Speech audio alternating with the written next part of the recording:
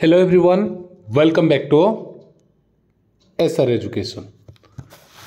तो देशर सबुठ बड़ एग्जाम थाए यूपीएससी।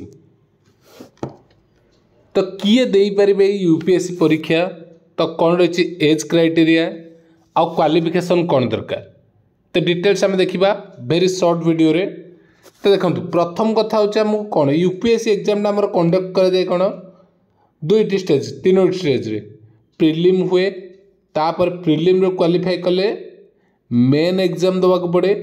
मेन एग्जाम रो सरला परे पीआई पर्सनल इंटरव्यू मध्य करा जाए। ठीक अच्छे, तो यही प्रोसेस रे तो आमर यूपीएससी एग्जाम होता है।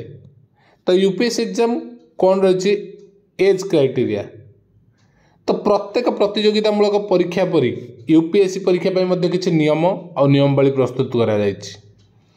यूपीएससी को मान देवे जो सिविल सर्विस परीक्षा हाजर होगाकू प्रार्थी बयस अति कम रे 21 वर्ष रु होइथिबा दरकार।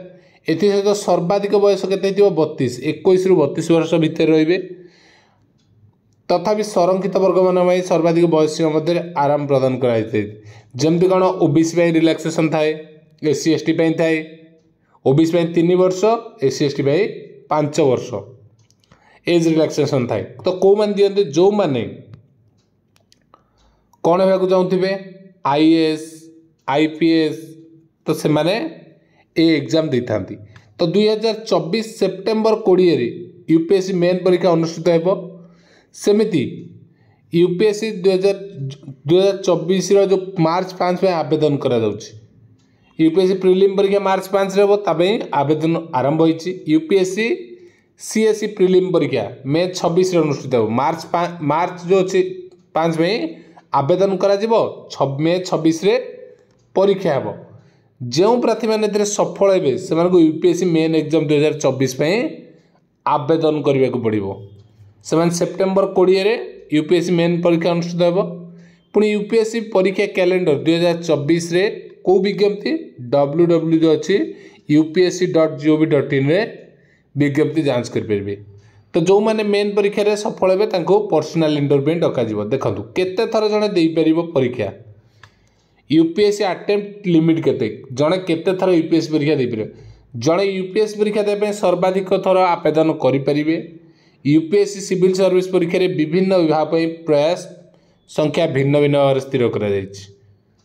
साधारण किंबा ईडब्ल्यूएस वर्ग प्रार्थी मैंने यूपीएससी परीक्षा 6 थर उपस्थित रही पारे। ओबीसी और अक्षम वर्ग प्रार्थी मैंने 9टी प्रयास पाती। पीडब्ल्यूडी जो मैंने पीडब्ल्यूडी रहिले कैंडिडेट से मैंने 9टा बा ओबीसी। एससी एसटी प्रार्थी यूपीएससी परीक्षा कौन सीमा नहीं, से लाइफ टाइम से दे चलते एज सरला पर्यंत। ठीक अच्छे, सेमती देखो क्वालिफिकेशन कौन सब इम्पोर्टाट जोटा हूँ क्वालिफिकेशन।